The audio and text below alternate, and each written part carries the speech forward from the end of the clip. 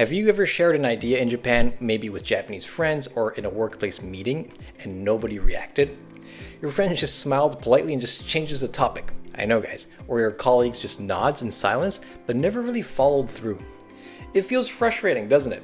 I get it. You're left wondering, why does no one really listen to me here in Japan?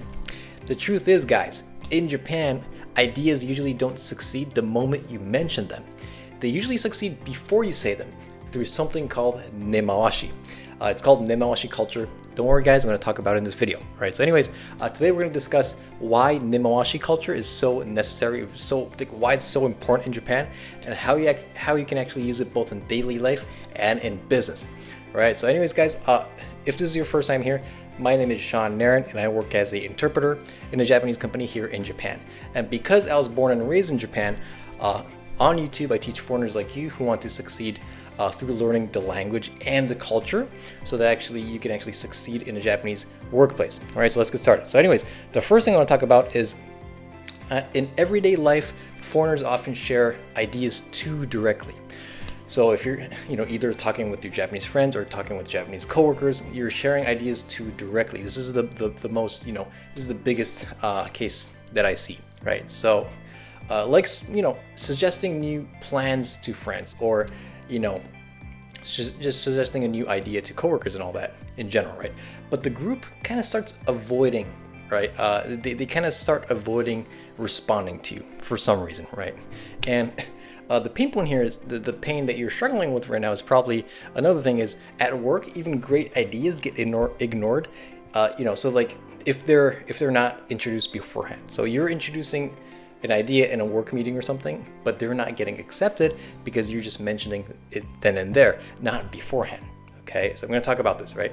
And also, when you push too strongly, people can see you as disruptive or kind of selfish. Okay, and the result is awkward silence, pure rejection, and feeling like no one actually is listening to you. No one actually cares about you. That's how you're feeling right now. Those are kind of your pain points at this moment, right? So guys, in order to stop having this problem, in order to actually prevent this, in order to solve it, we will talk about nemawashi. Okay, it's called nemawashi culture. Now, what does it mean? Nemawashi literally means preparing the roots. Okay, it's like preparing soil before planting a tree. Okay, for trees, right? In daily life, it means quietly sounding out, kind of quietly mentioning to friends one by one, talking to them one by one before having group setting. Okay, so before suggesting a group plan, you start talking to the individuals. If you want to talk in a group of 5, so with their friends or with their coworker, if there are 5 people, before that meeting, talk about what you want to talk about this topic one by one with those friends, okay, or coworkers, right?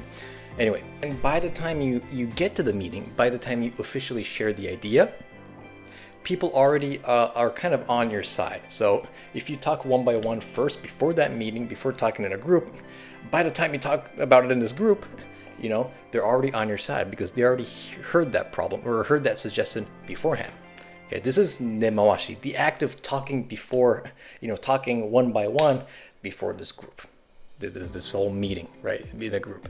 This is called nemawashi. You're planning planning something here for it to kind of bloom later, right? And the blooming part is your goals. There's an objective, there's a goal, and in order for that to happen, you do it here, right? That's called nemawashi. Anyways, and why is nemawashi necessary in Japan? The first thing is cultural harmony. In Japanese, we call this wa. It's a wa culture.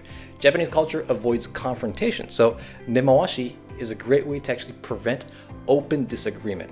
So in essence, by doing nemawashi here, right, it avoids, so everyone's kind of on the same page by the time you have this meeting. So it avoids arguments or confrontations here.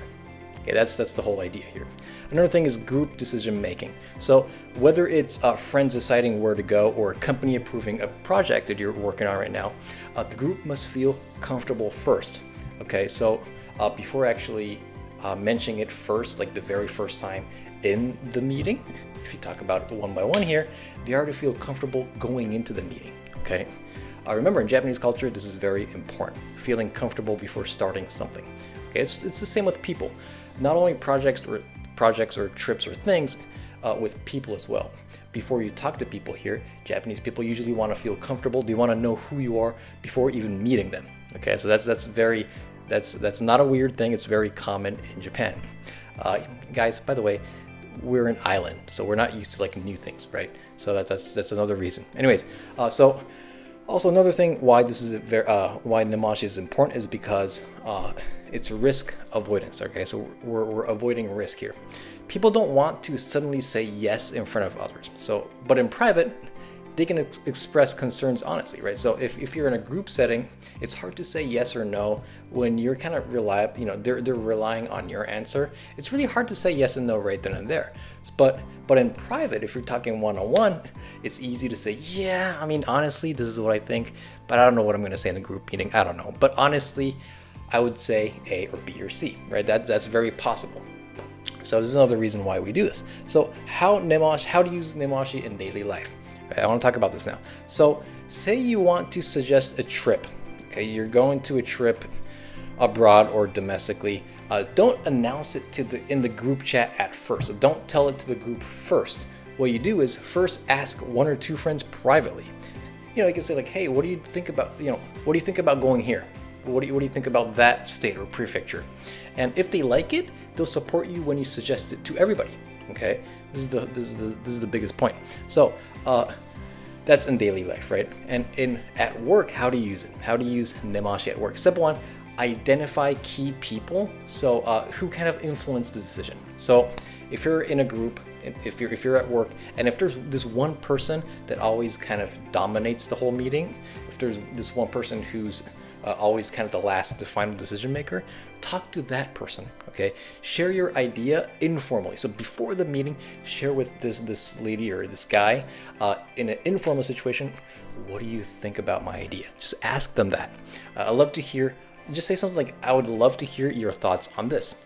And you can listen to that. You can adjust, based on what this guy or this lady says. You can adjust, excuse me, and kind of incorporate that feedback, right? So if you're trying to present something in the group in the future meeting, you can incorporate these ideas and then present it.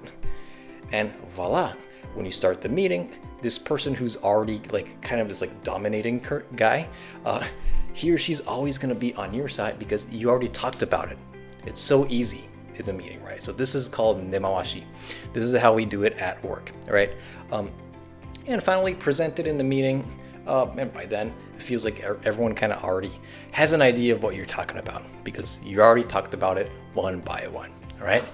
This is a great way to kind of avoid confrontation. It's so nice. I do it all the time. It's just very common in Japanese culture. So guys, I hope you remember this part. I don't think a lot of people talk about this on YouTube. There are a lot of people who talk about the Japanese language, but in our channel we talk about relationships, not only the language but the culture part, the business manners and all that, the manners part as well. So I hope you like this video. And guys, in Japan, it's not that no one listens to you. It's that you're expected to kind of prepare the ground first, right? Through nemawashi, right? So do this and your friends will always support your ideas. Your colleagues will trust you more, right? And instead of silence, you're gonna finally hear, yeah, let's do that. So right now you're probably just presenting your, bluntly kind of suddenly presenting your ideas and no one's everyone's looking at you like, well, I don't know. But by doing this nemawashi strategy, you're gonna finally get, yeah, let's do that. I like that idea because they already know your idea, okay? It's just so easy. It's simple science, okay? And if you want to learn more strategies for succeeding in Japan like this, I do have a training program where after completion, you're going to have a lot more confidence approaching people at work and succeeding in a Japanese workplace, right? So I'm going to teach you the language and the culture part so you can succeed in Japan. Anyways, guys, no pressure. If you think it's for you, just apply. I'll put an application form below in the link in the description, so please go apply there if you think it's for you. Anyways, guys, thank you very much for letting me serve you on YouTube like this. It's always nice to see all the comments. I hear a lot of success stories from you guys in the comments, so thank you very much. Anyways, I'll talk to you in our next video. Bye-bye.